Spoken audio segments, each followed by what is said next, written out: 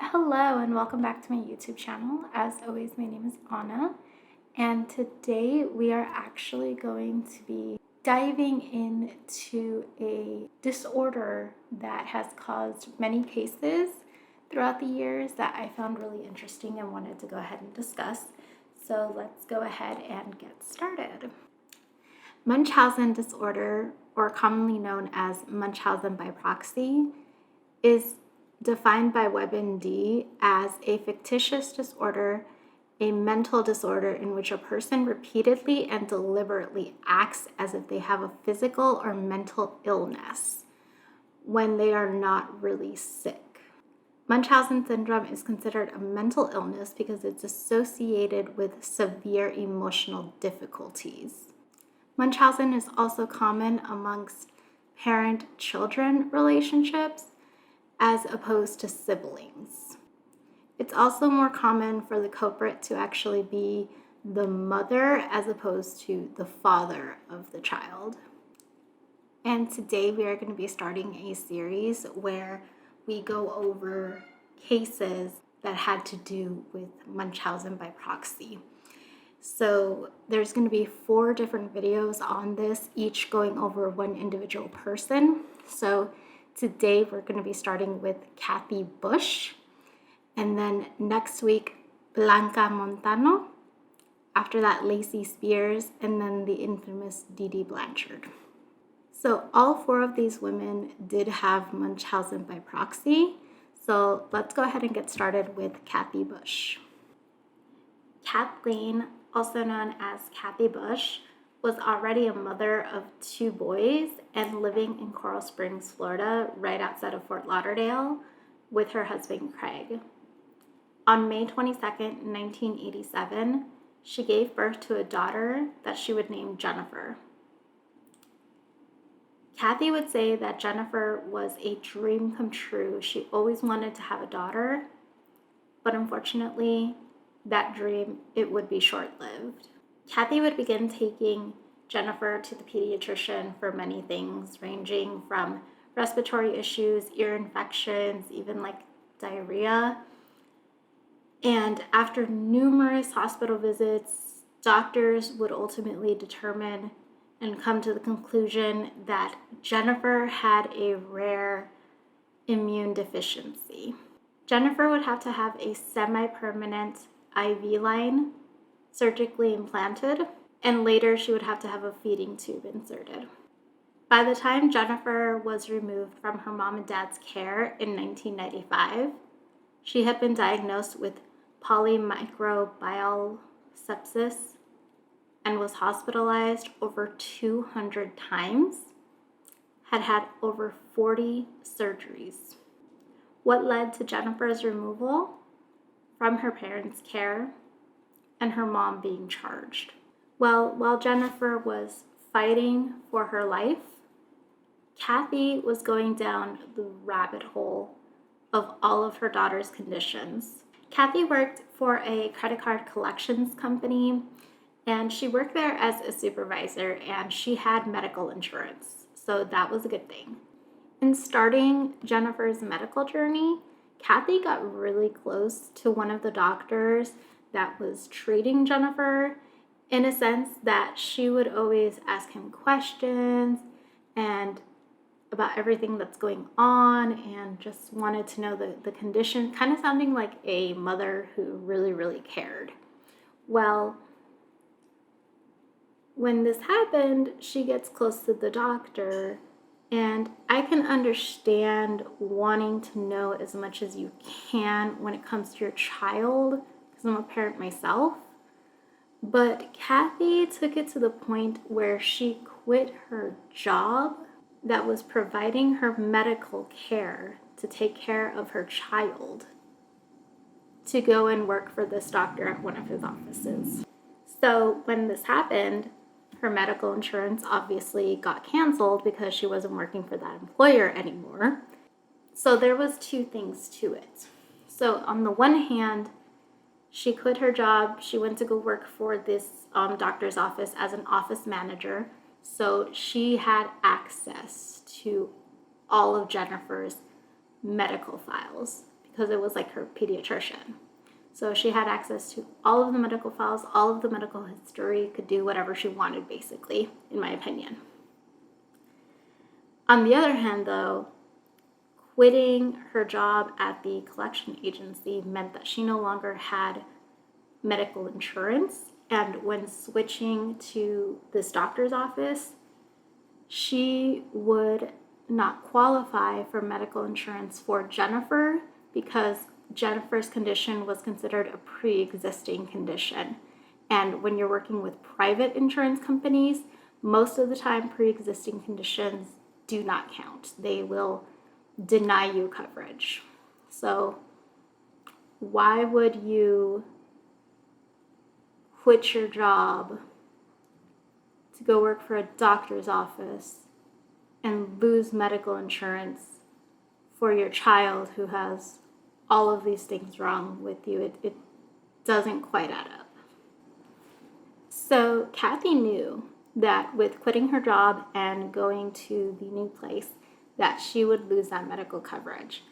But yet she still did it. She still went and she started working with the doctor. So Kathy and her husband, Craig, did pretty much what any family would do. They applied for Medicaid or Medicare.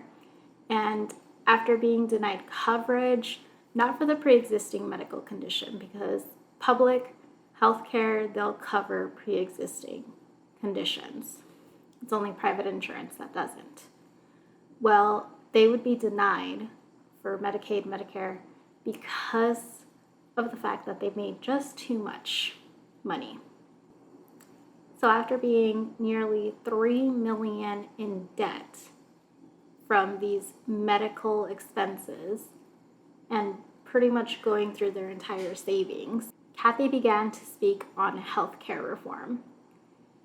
And her story, she would reach out to charities, reach out to local news, all of that stuff to get her story out there. And it reached places, it reached high profile people. It even went as high as former First Lady Hillary Clinton. Hillary Clinton was First Lady at the time, and in my opinion, I feel like she used Kathy Bush and her story as a prime example for high-cost medical care, and Kathy went along for the ride. I mean, they even got invited to the White House to speak about healthcare reform. So back to Jennifer. Now, in 1991, the hospitals that Jennifer was frequenting, they began to get really suspicious after Coral Springs Medical Center began to notice that IV lines were being tampered with, and tests and medical procedures were being requested by Kathy, and just confusing statements that were made by her and Jennifer's health and medical history, it wasn't quite adding up to the hospital. So what do the nurses do? They take their concerns to Dr. Eli Newberger, who, after reviewing the medical files, he believed that Kathy had Munchausen Syndrome or Munchausen by proxy. And he did his due diligence and he contacted CPS. So when they contacted CPS, they also launched an internal investigation within the hospital. However, Kathy just went ahead and sued the hospital. And because they were getting sued, they pretty much stopped their investigation on her. Then in 1995, a nurse at another hospital made the choice and called into the child abuse hotline, informing them of the tampering of the IV lines, the feeding tubes, Jennifer having drugs in her system that weren't even prescribed to her, and even suspicions of urine samples being switched. This tip, I'm assuming because of the great allegations and details that were being brought forward by this nurse, and the fact that Kathy and Jennifer were pretty much like celebrities at this point because their case was known sort of nationwide. I mean, they had spoken with like the First Lady, Hillary Clinton. So they had like connections. So they took this tip directly to the Florida State Prosecutor's Office and CPS. And they went ahead and launched a formal investigation. And this investigation overall would take a year to complete, but weeks going into the investigation, state prosecutors found evidence of child abuse and neglect. One thing that investigators found was that after interviewing doctors and nurses, certain medication that was given to Jennifer was starting to chart at dangerous, high, lethal territory in her bloodstream. If I remember correctly, it was like an anti-seizure medication. So the doctors took her off of the medication. They pretty much put it on hold. So the nurses would not give it to her, but yet it was still ending up in her bloodstream at those high doses. And no one could explain why. A nurse would say to investigators that she had overheard, and I'm guessing kind of like peeked in, and had heard Jennifer saying to her mom, "No, no, no," as Kathy is squirting something into her daughter's mouth using a syringe. Now, in my opinion, if I'm a nurse and I'm seeing a patient saying no and their parent is squirting something into their mouth using a syringe, I'm wondering, where did you get that from? What are you doing? Like, I can't speak for the nurse, but that's just my opinion on the matter. But anyways, with this information, and after a year-long investigation, prosecutors pretty much green-lighted the arrest of Kathy Bush. So on April 15th, 1996, Jennifer Bush would be removed from her mother's care at the age of 8, along with her brothers. Jennifer, by the age of 8, when she was removed from her parents' care, had multiple surgeries, had stayed in the hospital over 200 times at over 640 days, having her gallbladder, appendix, and a small portion of her small intestine removed. She would go into foster care.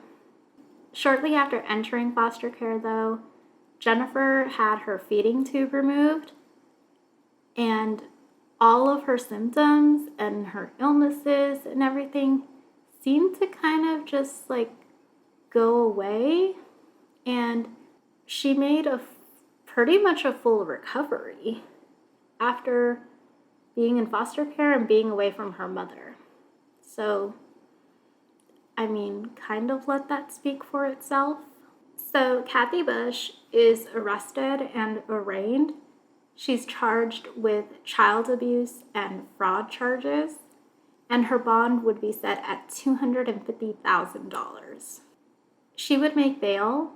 Her trial would be set for July 20th of 1999, and shortly before her trial was set to start, the preceding judge made the prosecution aware that they could not use the Munchausen by Proxy Syndrome as a motive.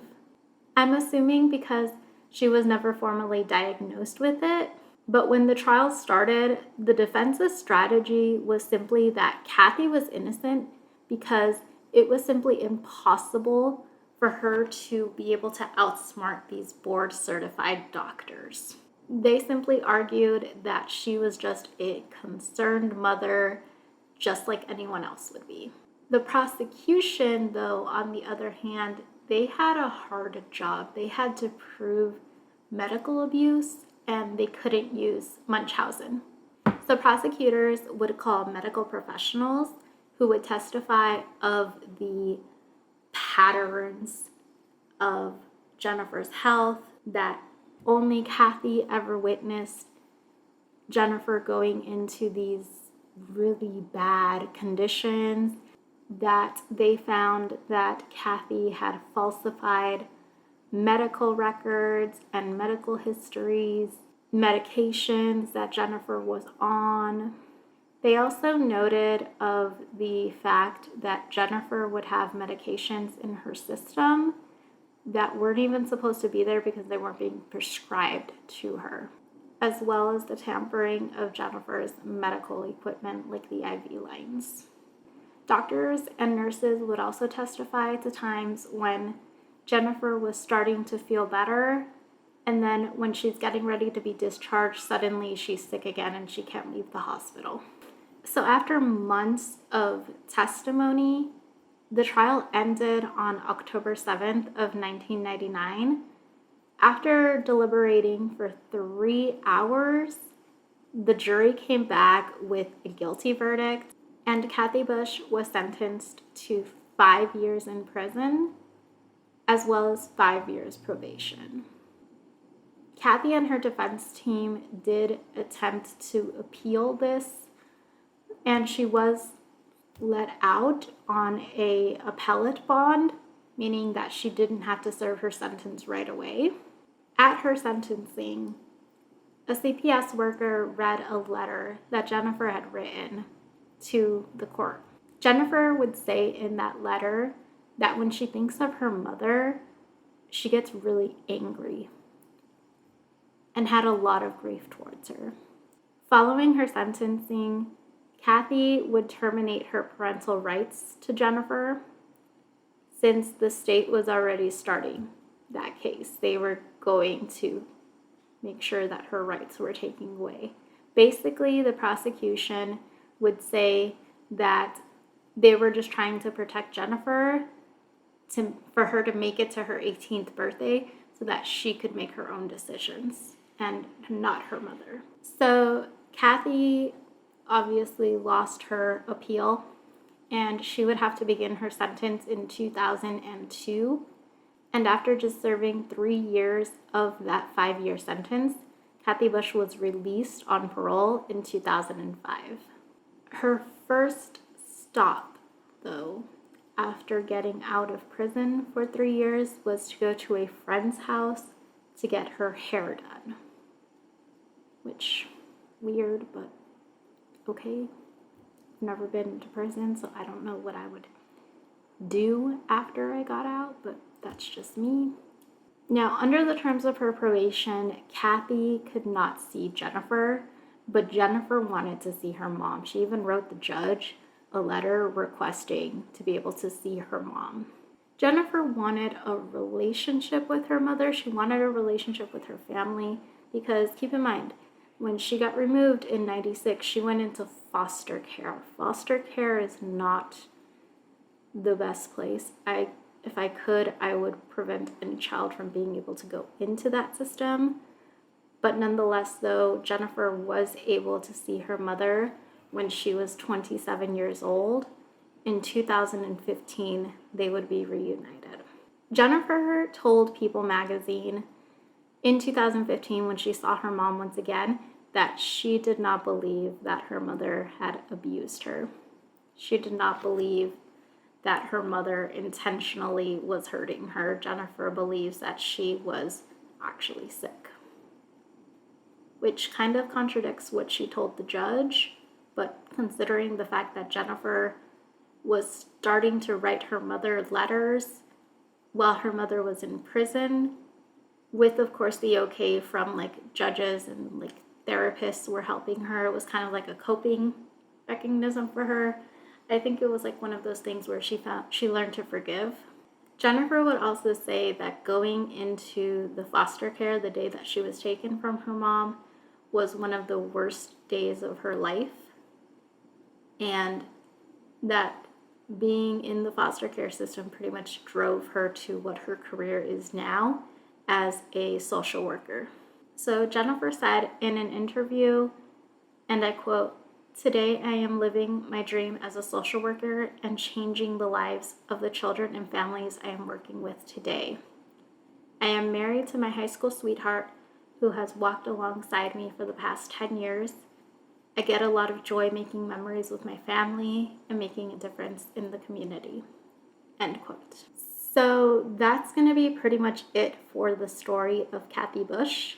Any comments, questions, go ahead and leave me a comment down below. Don't forget to subscribe, and I hope you all have a wonderful day. Bye. Mama, I'm a criminal. Mama, I'm a criminal.